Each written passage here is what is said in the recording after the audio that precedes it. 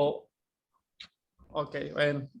Pues estamos reanudando, hermanos, y les había comentado que íbamos a dar unos minutitos antes de pasar a la segunda parte de la clase para algún comentario, algo que quieran ustedes mencionar o alguna pregunta de lo que ya vimos en esta clase, hermanos. La de hoy y también el día de mañana vamos a estar hablando de este tema sobre el asunto de las finanzas. Adelante, hermano Ricardo. Ya levantó su mano. Ya levantó su mano, no hay arrepentimiento. Dios le bendiga. Sí, usted sabe que estaba prestando atención en la clase y en esas las 3T, me parece que una de las clases pasadas ya lo habíamos hablado. Y usted sabe que es uno de los problemas, o una de las mayores causas por la cual las personas tienen conflictos o no quieren aportar el diezmo, ¿no? Y una de las que peor es la que usted decía por ahí, la transparencia, ¿no? Y la mayoría, yo creo que la mayoría de los creyentes han tenido dificultad en otras congregaciones con esa transparencia, y eso lo vienen acarreando, y eso lo vienen sufriendo todas las iglesias, a raíz de que no hubo transparencia, y usted se pone a mirar las redes sociales, y abundan videos atacando las iglesias, sobre todo por la parte económica, ¿no? Por falta de transparencia y por verse o haber malas personas que hacen malas obras con los diezmos, como decía usted, con el sacrificio que uno pone cuando pone su diezmo, ¿no? Que allí no solo pone el dinero, sino pone su tiempo que le dedicó, pone parte de su vida, su sudor y todo por ahí. Hablaban recién los hermanos y decían de los planes. Bueno, nosotros trabajamos, creo que la mayoría de los hermanos trabajamos día a día y ganamos el dinero con el sudor de nuestra frente, y ese diezmo, esa ofrenda, es como usted dice, ¿no? No es solo que aportamos el dinero, sino que aportamos mucho más. Y cuanto más la administración, la responsabilidad del administrador, ¿no? Para administrar eso que recibe, que no recibe solamente plata, sino recibe una carga enorme de los hermanos que hacen su sacrificio, ¿no? Así que quería exponer eso, ¿no? Y otra cosa, fíjese, no sé si pasa por allá, pero acá en Argentina, por ejemplo, lo que es el diezmo se da aparte. Usted decía, por ejemplo, el momento del diezmo y ofrenda tiene que ser un momento solemne. Nosotros acá lo damos aparte porque ahora hay que registrar la firma por toda una parte legal, ¿no? Eso no hay forma, ¿no? ¿Cómo te puedo decir? De que se haga también esa entrega del diezmo dentro del culto, ¿no?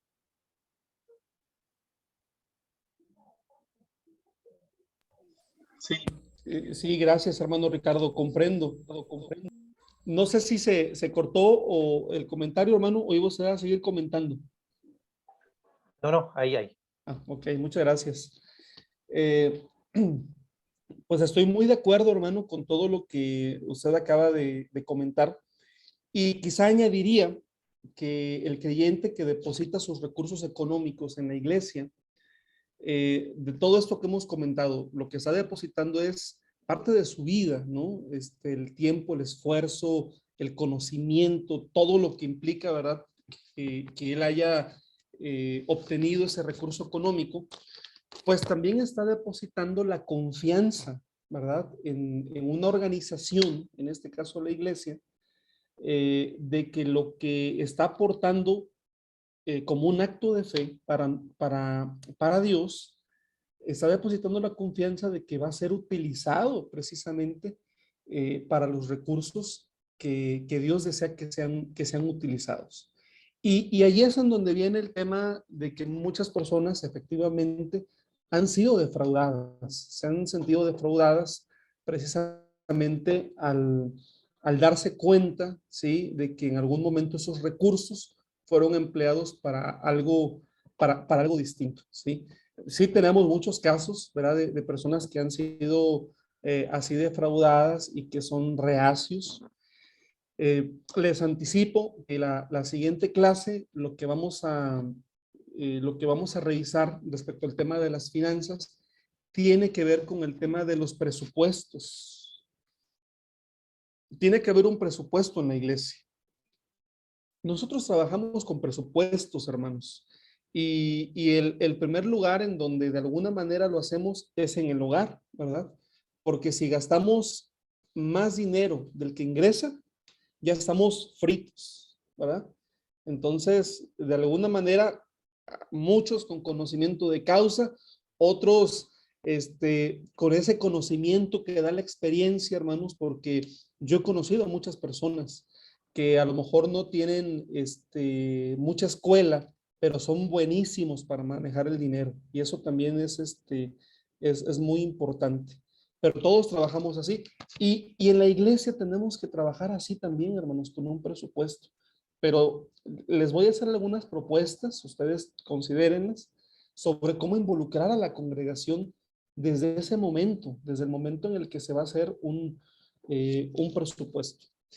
Y lo otro que tiene que ver con las formas, hermanos, eh, pues yo no me atrevería, por esa razón lo mencioné en la clase, a decirles hay una forma estándar o una forma mejor que otra para hacer las cosas. Hoy en día, también, aunado a lo que usted comenta, hermano Ricardo, por ejemplo, lo que sí está pasando aquí en México y que se evidenció más con el tema de la pandemia, es que hay muchos hermanos que dan sus aportaciones vía transferencias electrónicas, transferencias bancarias. Ya no hay ese contacto con el efectivo, sino que ellos deciden, ¿verdad? Hacerlo a través de una transferencia bancaria, algunos a través de un depósito bancario también. Eso ha aumentado, ¿verdad? Y eso implica que no solamente es en el espacio, pero incluso creo que en el culto sí podríamos dedicar un momento para agradecerle a Dios por ese acto, ¿no? Aunque se haga en otra modalidad, me parece que sí tendríamos que generar espacios en los cuales le agradecemos a Dios por el privilegio de dar, ¿verdad? Y reconociendo que Él es el dador. O sea, tendríamos que ver nuevas formas, nuevas maneras. ¿Qué es lo que hemos estado haciendo en todos los ámbitos, ¿no? Eh, Adelante, hermano Carlos, con su comentario. Sí, quiero hacer dos comentarios. Uno con respecto a lo que justo hablaba el hermano Ricardo. Nosotros aquí en San Clemente, eh, bueno, algunos hermanos que damos el diezmo, depende la cantidad o qué sé yo, se da directamente al tesorero, y en otras oportunidades tenemos unos sobrecitos en la iglesia. Entonces, aquella persona que quiere dar el diezmo pone el nombre, pone el importe y pone el dinero dentro y da en el mismo momento cuando se da la ofrenda, se levanta, recauda la ofrenda, se levanta la ofrenda, vamos a decir, pone junto allí el diezmo. En sobre, o ya trae preparado de su casa en un paquete aparte, ponele, y pone adentro que eso es diezmo de fulano de tal, ¿no es cierto? Te digo como por ahí una sugerencia, ponerle para implementarlo allí, si lo quieren hacer, ¿no es cierto? Hemos hecho así porque hay algunos hermanos que venían el sábado, querían poner el diezmo aparte, y bueno, entonces había unos sobrecitos, iban, tomaban el sobrecito, ponían su nombre, ponían el importe, y bueno, cuando era el momento de recaudar las ofrendas, ponían juntos, aparte de la ofrenda, o bueno, no sé si daban ofrenda o juntos las demás cosas. Es como una idea, ¿no? Después, el otro punto que quería decir, más que un comentario. A nosotros nos ha pasado también aquí localmente que, viste, a veces somos un lugar donde vienen visitas de turismo, y nos ha tocado algunas oportunidades bueno, vienen gente que por ahí uno ni los conoce, o que nos vienen a visitar así porque, bueno, ven la iglesia y aparecen. Y bueno, nos ha tocado que algunos sábados, cuando llegaban así gente que por ahí ni nosotros sabíamos quién era, directamente, que no se toque el tema de las ofrendas, no levantábamos la ofrenda, pero nos hemos encontrado que terminaba el culto y la gente que por ahí nos visitaban decían, ¿ustedes no levantan las ofrendas? Y nos encontrábamos diciendo, bueno, sí, no lo hicimos porque, bueno, no queríamos hacer, por ahí por respeto a usted. Sí, pero nosotros queremos dar una ofrenda.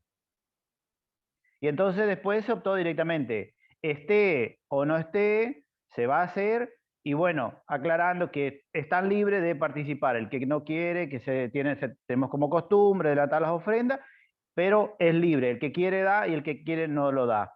Nadie vamos a decir, le pone como imponiendo que tienen que dar algo. Le digo como experiencia que nos ha tocado vivir, ¿viste? Y después dijimos, no, sí o sí lo vamos a hacer y aclarar nomás que está libre el que quiere dar que dé, y si no, bueno, está todo bien igual. Muy bien, Eran los hermano dos Carlos. comentarios. Gracias por sus comentarios. Y también estoy muy de acuerdo con lo que usted acaba de comentar. De hecho, el tema de los sobres es la forma tradicional en la que nosotros conocemos aquí la recolección de diezmos y de ofrendas.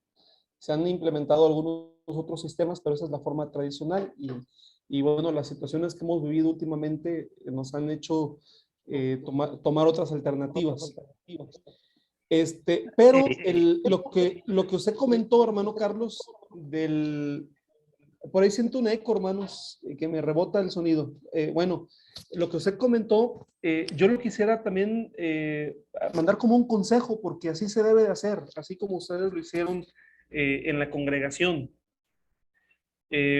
Conocí un hermano que llegó al evangelio ya mayor de edad, toda una vida en el catolicismo, pero este hermano era o es un negociante. No sé si allá eh, se vendan las camisas Pierre Cardin o conozcan la marca de Pierre Cardin. Bueno, este hermano, él tenía la maquiladora aquí en México de las camisas. Entonces era un hombre de negocios, literalmente, de muchos recursos. Él llega a la iglesia, hermanos, allí con nosotros, y me empieza él a hacer muchas observaciones de la iglesia. Me dice, oye, hermano Esdras, mira, dice, en la iglesia católica, si tú te vas a casar, el padre, el sacerdote, te cobra. Si tú vas a bautizar a un niño, el padre también te cobra. Bueno, dice, mira, hermano, si tú te mueres, dice, para ir a hacerte misa, el padre te cobra, dice. Dice, yo digo, ¿qué a poco aquí en la iglesia no necesitamos dinero? Dice, que aquí todo es gratis, ¿verdad? Y a mí me hizo reflexionar el comentario. Obviamente yo no estoy diciendo que tenemos que cobrar, no estoy diciendo eso. Les estoy diciendo esta experiencia, ¿no? Que el hermano a mí me comentaba, ¿verdad? Porque efectivamente nosotros tendemos a eso que dice el hermano Carlos. O sea, nos ha pasado en una mayor medida a todos, ¿no? Incluso en las bodas, hermanos, generalmente no se recogen ofrendas, porque decimos, es que hay invitados y cómo vamos a hacer eso, ¿no? Eh, pero lo que hacen en San Clemente, me parece que es lo que tendremos que hacer todos, ¿verdad?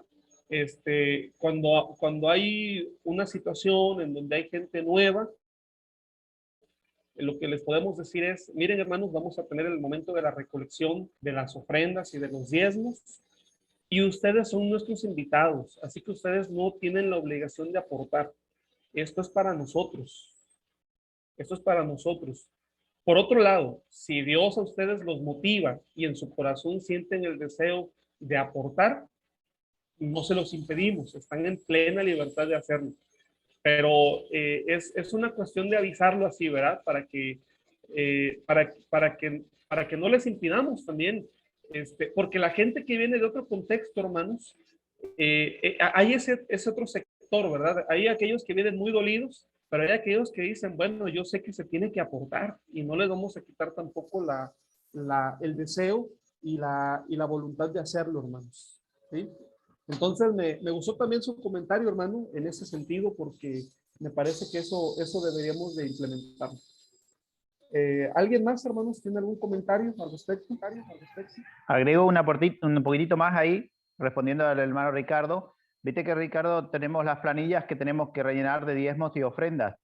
No sé si por ahí tenés acceso a eso. Digo porque, bueno, en el caso de que si alguien da un diezmo, ponerle en el momento de la ofrenda, luego se carga en la planilla de diezmo, vamos a decir, y bueno, cuando uno le encuentra a la persona esa, en mi caso, ponele, yo siempre le pido que después en el otro culto, qué sé yo, que esa persona me firme la planilla.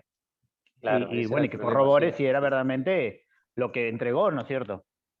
Sí, sí, Entonces por siempre eso le hace pide, esa viste que parte siempre sí acá. hay que hacer firmar un Sí. testigo. Entonces, en nuestro caso acá es uno solo, ponerle, si son entre dos, siempre hay otro de testigo. Pero yo le pido siempre que me firme en el diezmo, que me firme la persona verdaderamente que entregó esa ofrenda, que me firme en la planilla, que sea él el testigo. Bueno, muchas Ah, gracias, claro, hermano gracias, Carlos. gracias. Muchas Gracias, hermano, gracias. sí. Hermana Natalia, adelante con su comentario. Buenas tardes. Yo quería aportar una experiencia que me tocó vivir con el tema del diezmo. Como usted hablaba, pastor, en nuestra iglesia casi no se habla de estos. Una vez visité una iglesia evangélica en la cual el pastor hablaba del diezmo de una manera exagerada. Es un comentario porque me chocó muchísimo y bueno, decía, nosotros no lo hablamos y otros lo hacen de una forma ridícula, vamos a decirlo. O sea, le pedía a la congregación que tenían que dar el diezmo y las ofrendas, porque si no lo hacían, Dios lo iba a castigar, Dios iba a castigar a su hijo, iba a castigar a su familia, sus progresos iban a ir para atrás. Y como que yo decía, ay Dios mío, o sea, eso no es así, la Biblia no dice esas cosas. Entonces decía, están enseñando totalmente otra cosa y poniéndoles miedo a las personas en, para que den el diezmo y no lo que realmente el deseo de cada uno, ¿no? Entonces yo decía, nuestra iglesia es tan linda y bueno, o sea, para mí fue una experiencia que no me gustó y valoro muchísimo lo que hay, cómo nuestra iglesia habla de este tema, ¿no? Porque es muy respetuosa con el sentido del tema de los diezmos. Muchas gracias, hermana Natalia, por compartirnos esta experiencia. Y claro, todos sabemos muchos casos, ¿verdad? De lugares donde es un exceso, ¿sí? Y bueno, qué bueno que usted lo pudo identificar también, hermano. Adelante, hermana Marianela. Permiso, buenas tardes. Sí, a mí me gustó mucho que usted expresó de que el dinero ofrendado o el diezmo, ¿no? No representa solo el aspecto económico del creyente, sino que es un acto de adoración y de reconocimiento a Dios. Y bueno, a mis hijos desde chiquitos siempre le dimos su ofrenda, ¿no? Y ellos aprendieron y bueno, después cuando fueron más grandes se les explicó lo del diezmo también. Y bueno, yo creo que en la casa se debe enseñar eso, que adorar a Dios también es reconocerlo, que todo proviene de Él y todo lo que tenemos es de Él. Así que está muy interesante esto de que nosotros como padres le enseñemos, ¿no? Y yo ahora lo veo en mis nietos, ¿no? El otro día mi nieta tuvimos el culto femenil y ella estuvo y dijo, no tengo la ofrenda y se sentía muy triste, muy mal que no había traído su ofrenda, pero la ofrenda ya la había entregado en la escuelita a la mañana y ya no tenía una ofrenda para dar. Pero yo dije que gracias a Dios que ella se da cuenta de que, bueno, en el culto hay un momento para adorar a Dios a través de eso. Así que gracias a Dios que lo tenemos y que reconocemos que todo es de Dios.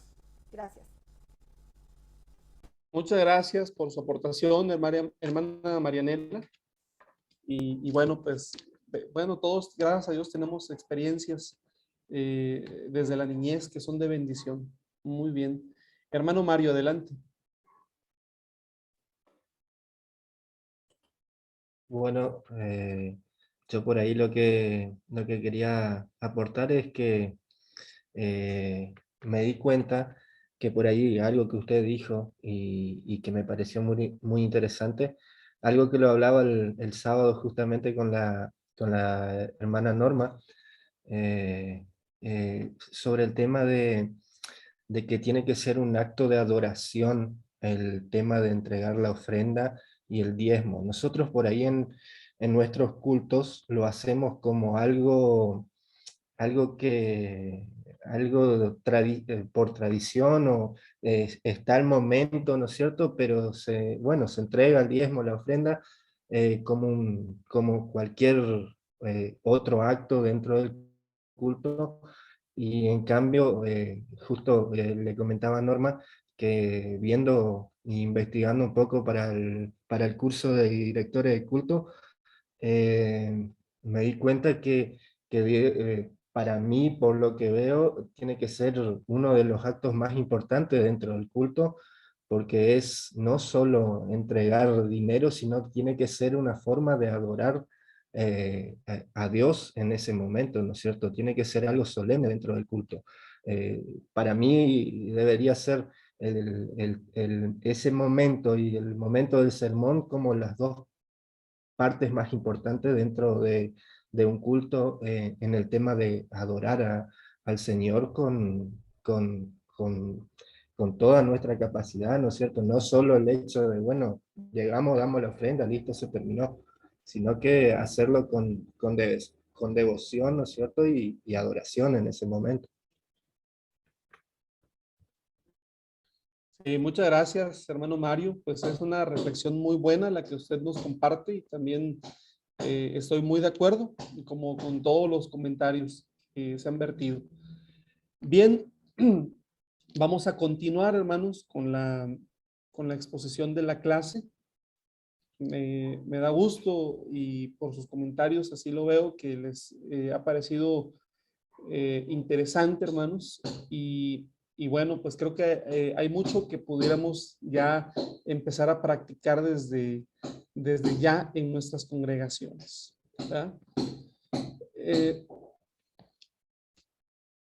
Bueno, hay un texto, hermanos, que nosotros conocemos, ¿verdad? Y es Dios ama al dador alegre, ¿sí? Así lo dice la Escritura. A manera de reflexión, también tendríamos que decir que en nuestra práctica no siempre vemos a los creyentes dar con alegría, ¿sí? Esa es una realidad que también nosotros vivimos. La razón, hermanos, no es mala voluntad, pero sí me parece que se trata en muchas ocasiones de falta de conocimiento de lo que la Biblia enseña.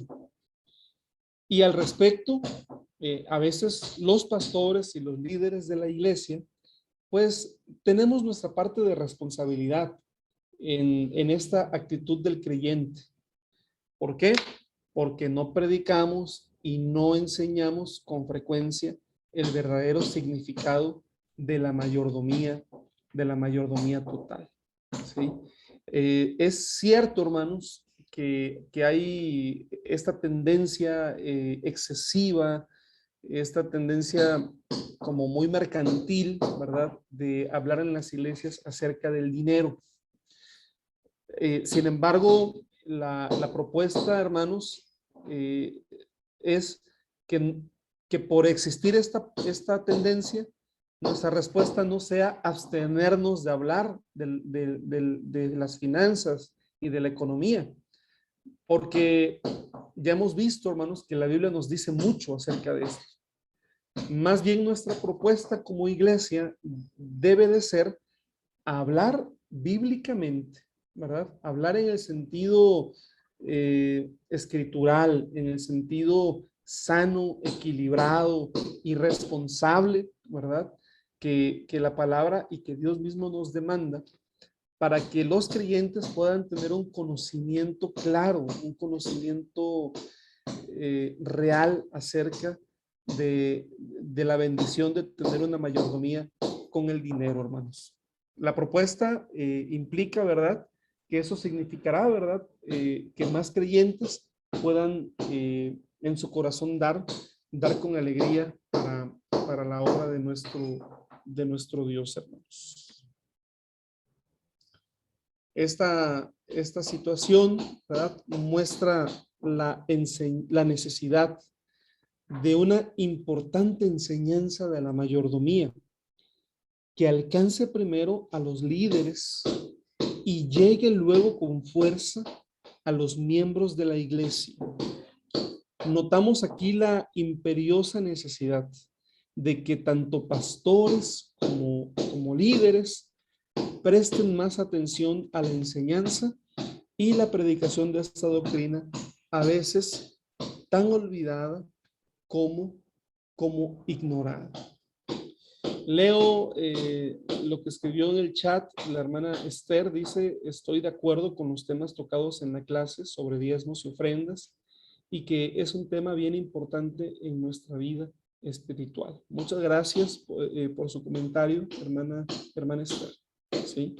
Entonces, bueno, esto va a empezar, hermanos, pues va a empezar precisamente por el tema de asumirlo nosotros como líderes, ¿verdad? Eso también pasa muy a menudo, ¿verdad? Si nosotros como líderes no estamos convencidos, entonces va a ser complicado, no hay forma de también convencer a la iglesia que tenemos a nuestro cargo. Sí. Bueno, vamos al siguiente punto, hermanos. Estamos viendo tres pasos que se deben de tomar en cuenta por la iglesia, ¿verdad? Al recibir y administrar los recursos económicos. Y el segundo paso es emplear el dinero para la realización de actividades que tiendan a extender el reino de Dios, demandando, es decir, pidiendo para ello sabiduría divina y evitando actitudes que puedan crear dudas o conflictos, ¿sí?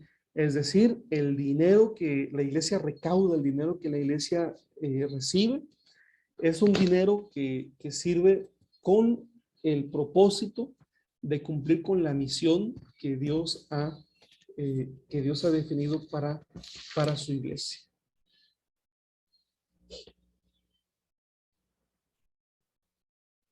Ahí va.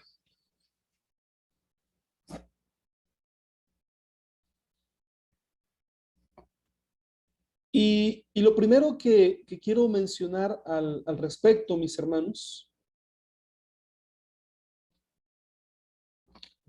creo que por ahí,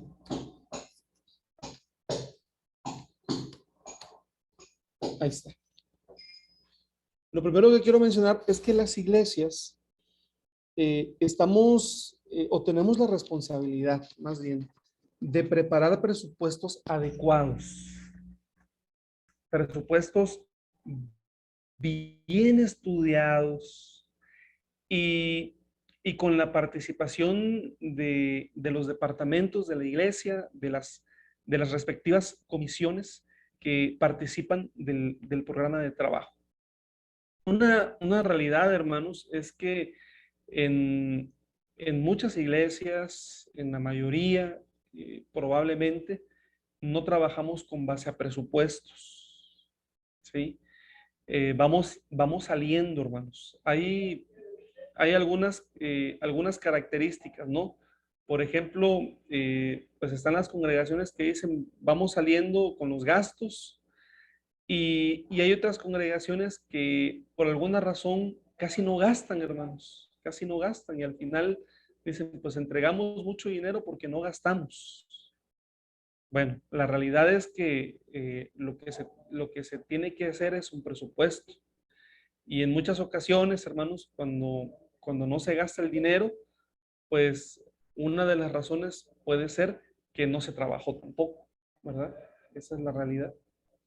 Entonces, no. De hecho, ya les mencioné, la siguiente clase, lo que vamos a hacer es tener una clase dando algunas pautas para hacer presupuestos. Pero estos presupuestos deben de ser elaborados de una manera incluyente, ¿sí? Es decir, que la misma iglesia esté enterada, que participe, que de alguna manera podamos hacer un presupuesto que que nos comprometa a todos con entusiasmo, que nos entusiasme decir, ¿sabes qué? Voy a ofrendar, lo voy a hacer y además me entusiasma porque sé que mi iglesia estos recursos los va a emplear para la obra de Dios, ¿no? Bueno, la siguiente diapositiva. A ver, creo que algo le moví y voy para allá.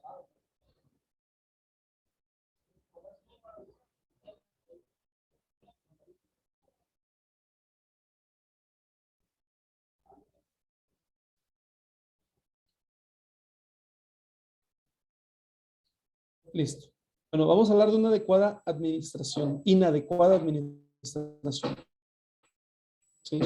Una adecuada administración no solo se basa en el mal manejo de los fondos, sino también en la realización de actividades totalmente ajenas al deber de la iglesia. ¿Sí? Por ejemplo, presupuestos que no corresponden a la tarea específica de la iglesia, el olvido de planes de trabajo que tiendan al cumplimiento de la gran comisión, falta de desafíos para la obra misionera de la iglesia. Todas estas situaciones distorsionan el ministerio de la iglesia y, hermanos, esto equivale a una administración fallida, ¿verdad?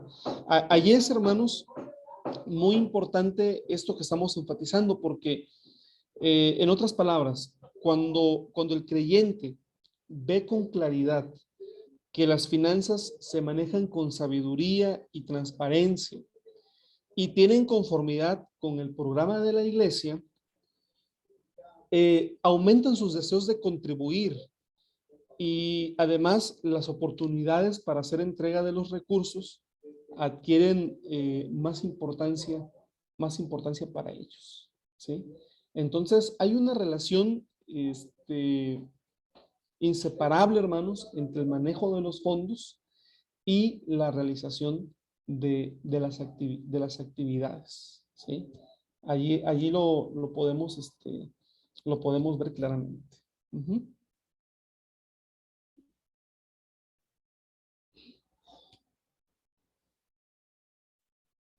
También nos hemos encontrado con lo siguiente, hermanos, ¿sí?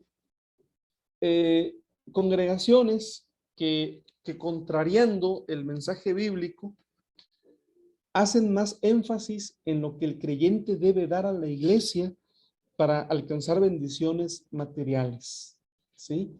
Es decir, esto es una realidad, ¿verdad? Es como decirle, si tú quieres que Dios te bendiga, tú tienes que dar, ¿no? Sabemos que esto no es algo que la Biblia estipule, pero nos hemos encontrado y sabemos que existen esas congregaciones, ¿no? La prosperidad, hermanos, la prosperidad es una de las bendiciones del Evangelio de Jesucristo. Eso es algo muy cierto.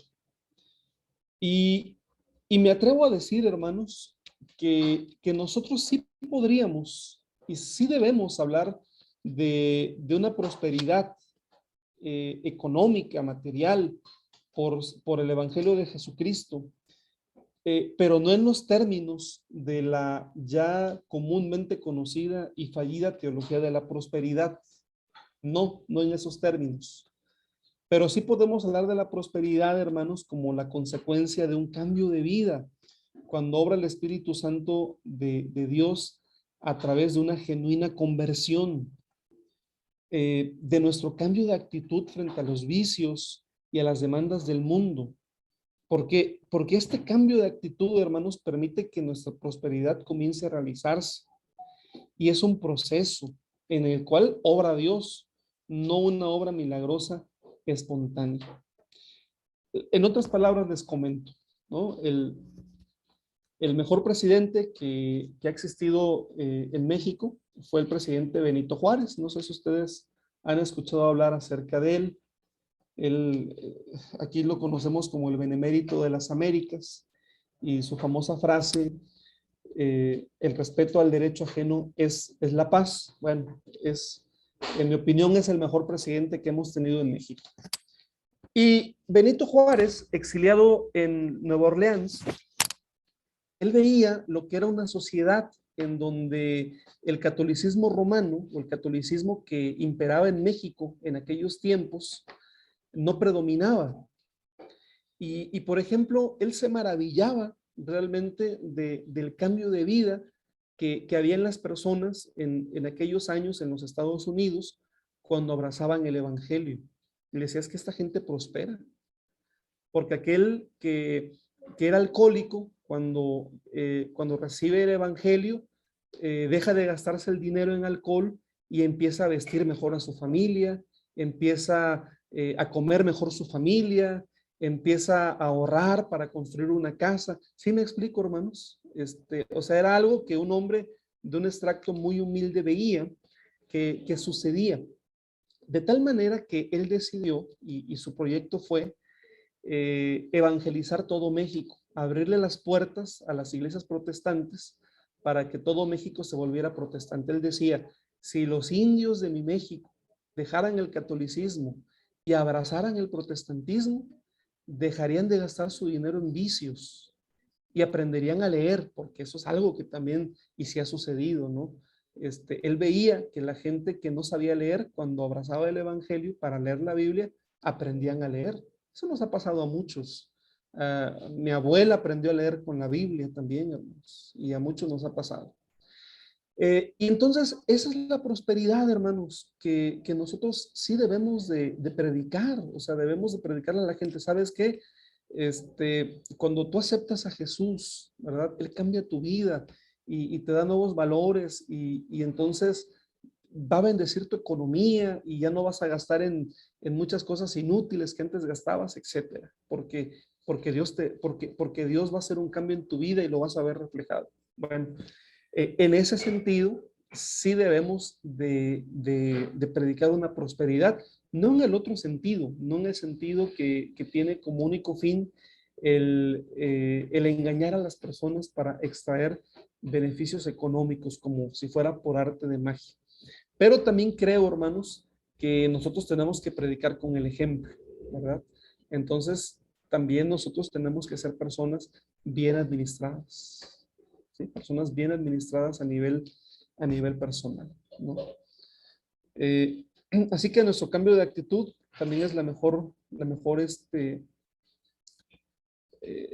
carta que tenemos para predicar el evangelio.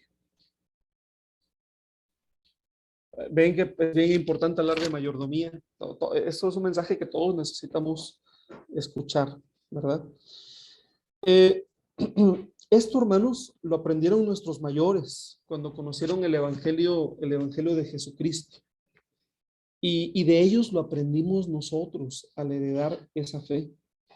Lo que éramos cuando conocimos el evangelio, cuando conocimos al Señor, y lo que somos ahora en todos los órdenes: espiritual, material, conocimiento, capacidad, forma de vida, respeto por el prójimo, amor por las almas. O sea, toda esa prosperidad, hermanos, pues es producida por la obra y la gracia del Señor. Y eso es lo que nos muestra el Evangelio en el Nuevo Testamento.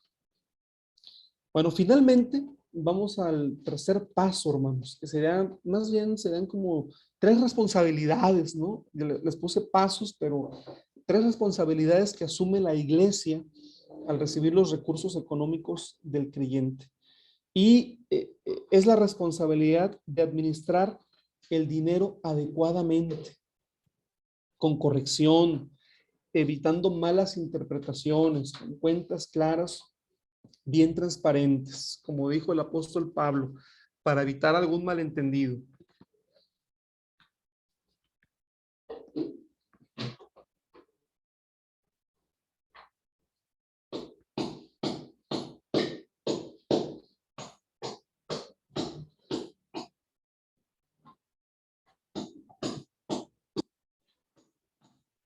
Bien.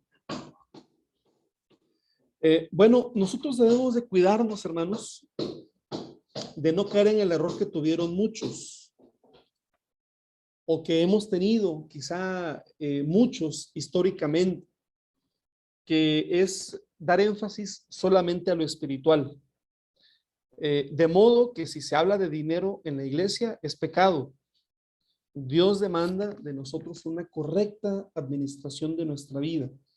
Dones, talentos, tiempo, conocimientos, capacidades, nuestros bienes. No hay exclusión. Dios demanda todo lo que nosotros somos, lo que sabemos y lo que tenemos.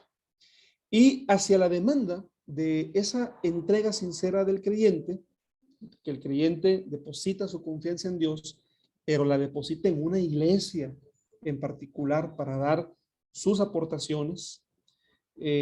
Bueno, nosotros también debemos de desarrollar nuestra enseñanza en la iglesia, hermanos, para que la iglesia pueda contar con todo lo necesario para cumplir con su ministerio.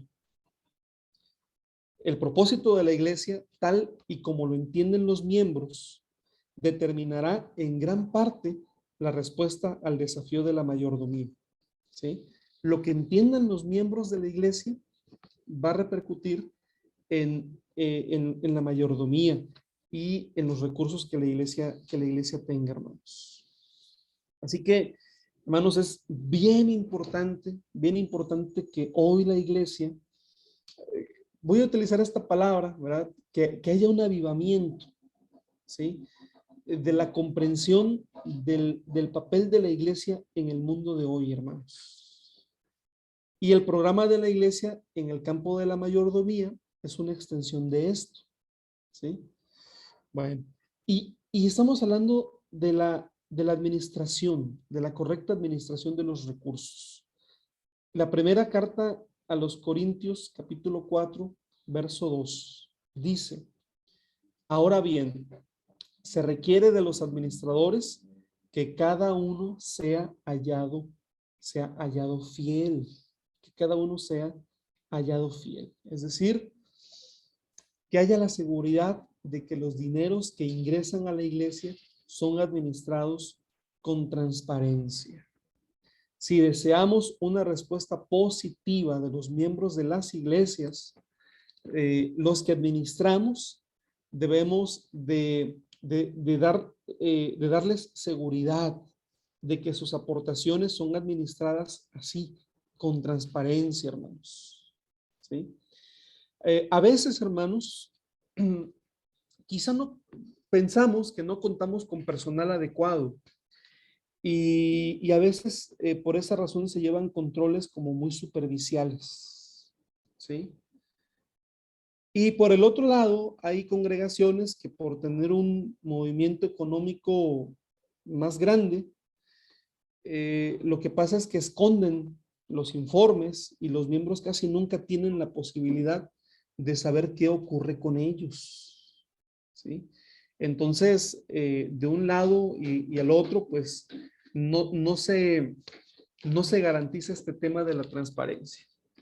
Yo creo que estos foros son muy interesantes y son muy importantes porque nos permiten incluso compartir las experiencias. Yo les comparto algunas, ¿verdad?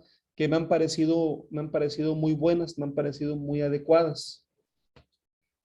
Me parece, por ejemplo, que algo muy adecuado es que el responsable del dinero, de resguardar el dinero en la iglesia,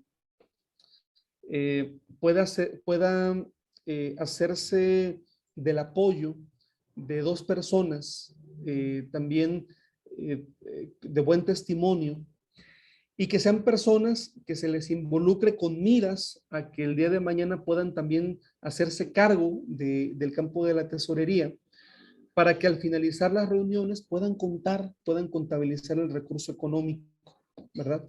A veces esta labor en algunas iglesias en México la hace el consejo local, también puede ser así. Sin embargo, yo he notado, por ejemplo, que es muy positivo cuando se invita a hermanos que no son parte de la comisión, pero que son muy fieles. Y de repente, por ejemplo, al finalizar la reunión, el tesorero en un momento, ¿verdad?, se reúne con los hermanos y les dice: a ver, vamos a contar el dinero. Los tres cuentan, levantan un acta de los ingresos y los tres lo firman, ¿verdad? Hay muchos hermanos que se sienten incómodos cuando ven, por ejemplo, que el dinero lo recoge alguien y no lo cuenta, ¿verdad? Y dicen, bueno, ¿y este dinero cómo se administra?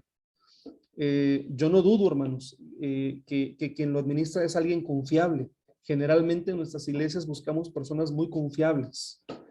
Pero, ¿quién más confiable que el apóstol Pablo? Y él decía, voy a hacer todo lo necesario para que no haya problemas. Entonces, aquí no es que dudemos de la integridad de quien administra el recurso económico. No, no lo estoy diciendo por eso. Más bien lo estoy diciendo precisamente para dar esas garantías siempre a los feligreses, ¿verdad? De que se maneja con transparencia. Y bueno, cada sábado, ¿verdad? Entonces el tesorero levanta un acta. Si hay reuniones entre semanas, se puede hacer también, se puede hacer lo mismo. Por ahí, por lo que ustedes me han platicado, pues hay más controles porque se firma y todo eso. Nosotros acá no ha habido necesidad de que haya eso, ¿sí? Pero también es importante que los creyentes tengan acceso, sobre todo quienes aportan a las listas de los ingresos, de los diezmos. Esas listas también tienen que ser visibles. Tradicionalmente aquí se pegaban las listas, hermanos, en alguna parte del templo. Cuando el tema de la violencia se agudizó, y se agudizó de forma terrible, hermanos, de repente hubo casos en donde entraban a los templos a asaltar en horario de culto, o incluso también hubo momentos en el que hubo extorsiones a las iglesias. De hecho, hay zonas aquí en México en donde las iglesias son extorsionadas y muchas iglesias han tenido que cerrar por esa razón. Se dejaron de pegar los informes.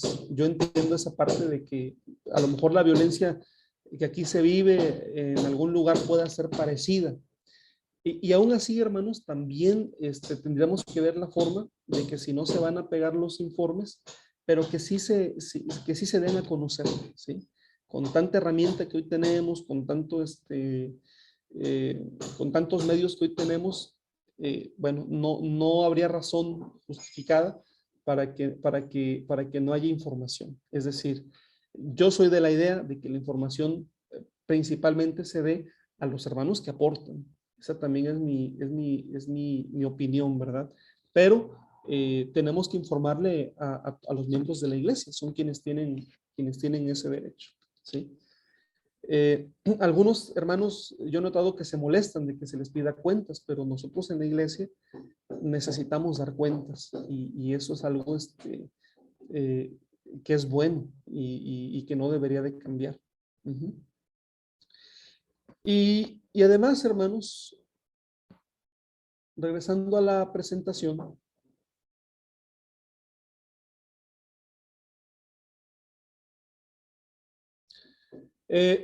pues será de gran ayuda que todos los meses los creyentes reciban un informe correcto que digan del destino de los fondos y cómo se van cumpliendo los distintos programas de la iglesia. Esto puede realizarse en forma sencilla. Pues, bueno, estas son recomendaciones. Ya di comentarios al respecto, ¿verdad? Si esto no es posible, ¿verdad? En alguna dependencia de la iglesia. Otra manera es enviar periódicamente información a los miembros, dando cuenta de la situación económica y cómo marcha el programa. El creyente verá así la transparencia de la administración y se sentirá motivado a ser generoso en su cooperación a la iglesia. Uh-huh. Bueno, abrimos, hermanos, ya para finalizar, un espacio para preguntas y comentarios. Adelante, hermanos.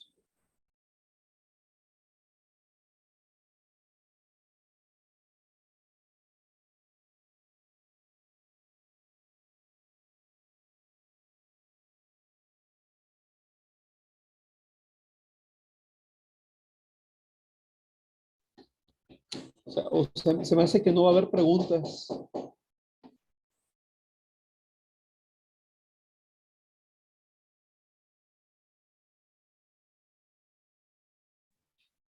Estuvo muy, muy bien explicado, Pastor. Creo que no nos quedamos con ninguna duda al respecto de ese tema. Muchas gracias, hermano Ricardo. Hermano Mario, muchas gracias por el comentario. Hermano Mario Sí, Rodríguez. sí, pastor. Pregunto, ¿cómo la iglesia ve de organizar por ejemplo, algún asado, algunos eventos para juntar fondos para la iglesia? ¿Eso se hace o se vive solamente de las ofrendas? Bueno, hermana, le puedo comentar la experiencia que hay aquí en México, ¿verdad? Sí, Usualmente las iglesias tienen un comité pro templo también. ajá. Es un comité que requiere mucha supervisión también, porque precisamente es un comité que trabaja para recabar fondos Claro, por distintos medios. Así es. sí, sí.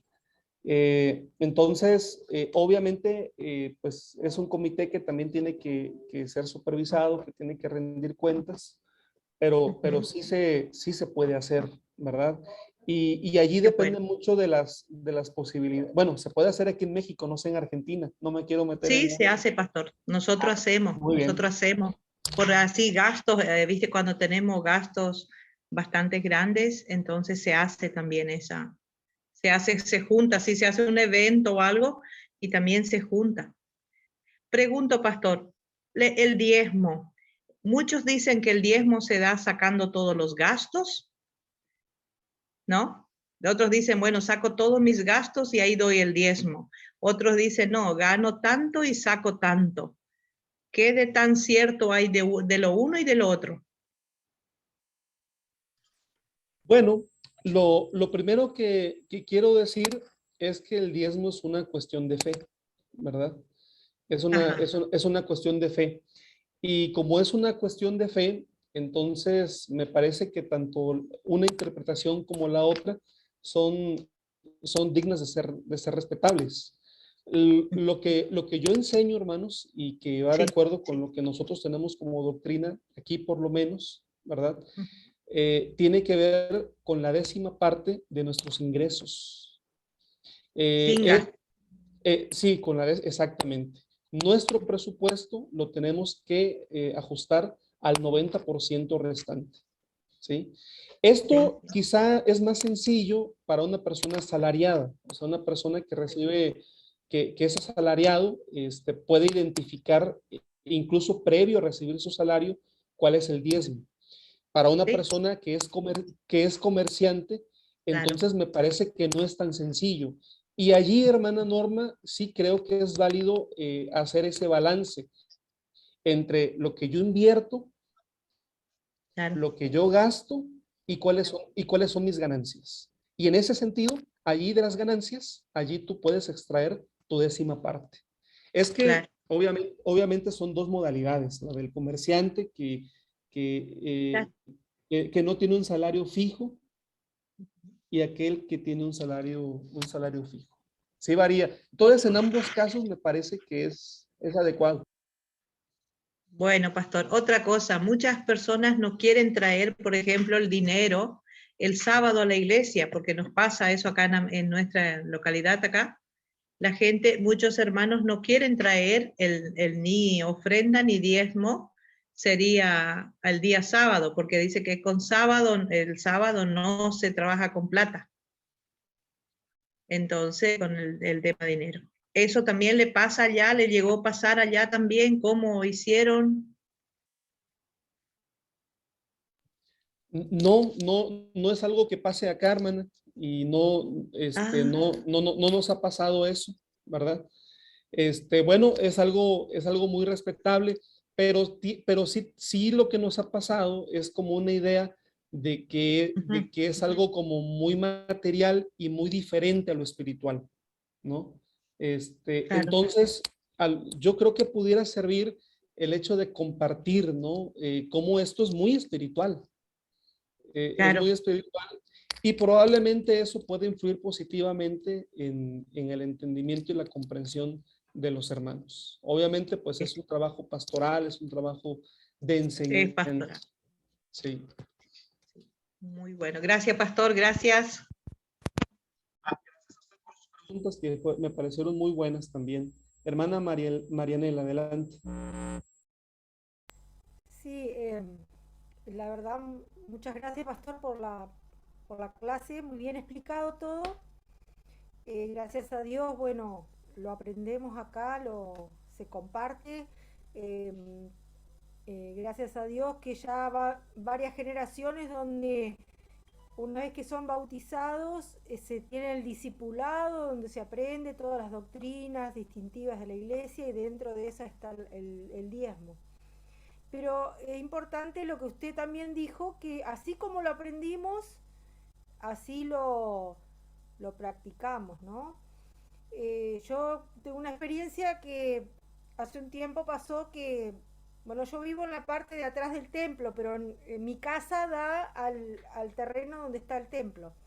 Entonces paso por ahí para ir a comprar algo, ¿no? Y me encuentro con un hermano que estaba poniendo el dinero en el buzón, porque hay un buzón con candado y él viene en la semana a poner el dinero porque también considera que su papá le dijo que el sábado no se debe dar dinero. Y se sintió mal porque yo lo vi cuando él estaba poniendo el dinero, justo yo caminé por ahí. Y me dijo, no digas nada que yo vengo a poner dinero porque la Biblia dice que tu mano derecha no tiene que saber lo que hizo tu mano izquierda. Bueno, todos los versículos. Entonces yo digo, qué importante es poder instruir a nuestros jóvenes, nuestros niños, que esto del dinero es una forma de alabar a Dios, de adorar a Dios, que lo que tenemos es de Dios y que lo reconocemos a través de esto, ¿no? Porque lo que nos enseñan es tan fuerte que a veces cuesta sacárselo, ¿no? A la persona de su contexto. O algunos líderes dicen, yo no doy el diezmo porque no lo entiendo. No lo entiendo si hay que sacar la ganancia, si hay que sacar el gasto. Entonces yo le dije a una hermana, pero dalo igual como vos lo entendés, porque vos estás reconociendo a Dios. No, porque si lo doy mal va a ser de maldición, mejor no lo doy. Entonces, bueno, hay de todo, ¿no? Encontramos de todo en el camino, pero bueno, yo creo que el Señor está obrando a través de los líderes, de los pastores, donde se le puede transmitir bíblicamente lo que es esto de adorar a Dios a través de nuestros ingresos que son por gracia de Dios. Así es, hermano. Así es. Hay un tema, digo, lo voy a comentar también como experiencia, ¿verdad? Que de repente, y ya lo mencioné en la clase, ¿no? De repente muchos dicen, es que el pastor se hace rico con el dinero de la iglesia. Y lo que comento con los hermanos de la iglesia, hermanos, es que los pastores de la iglesia de Dios son los más pobres que puede haber. De verdad, hermanos. No sé cómo sea en Argentina, ¿verdad? Pero acá los pastores de la iglesia de Dios somos los pastores más pobres que puede haber, hermanos. ¿Sí? Ni hablar de los sacerdotes católicos, que ellos viven en una opulencia realmente, pero por ejemplo aquí ve usted al pastor presbiteriano, al bautista, al metodista, al que sea, ¿verdad? Y ni quiere decir los otros, son muy decorosos, ¿verdad? Tienen una vida muy decorosa y el pastor de la iglesia de Dios es el pastor más carenciado que pueda haber, ¿verdad? Muchas veces ni siquiera para su salario completo alcanza en la iglesia. Muchos pastores viven, hermanos, sin percibir un salario completo de parte de la iglesia, ¿sí?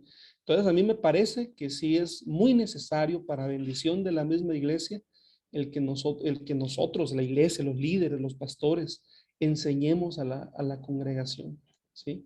Que enseñemos a la iglesia, y bueno, que a las nuevas generaciones también podamos transmitir eso. Dice acá los pastores Manuel y Dante andan con 0 kilómetros. Pues sí, hermano. O sea, analicemos ese punto, hermanos, ¿no? O sea, los pastores de la iglesia son los más carenciados que puede haber. Fue un chiste nomás. Sé que ellos no cobran ni un sueldo. Sí, hermanos, así es. Pues hermanos, ha sido para mí un placer el poder saludarlos nuevamente, una gran bendición también para mí. Con el favor de Dios, nos saludamos el día de mañana para continuar con la clase. Vamos a hablar acerca de la elaboración de presupuestos y deseo de corazón que lo que hoy aprendimos juntos, porque yo al escucharles, cada comentario también para mí tiene un valor muy importante. Además, ustedes son líderes de la iglesia, no son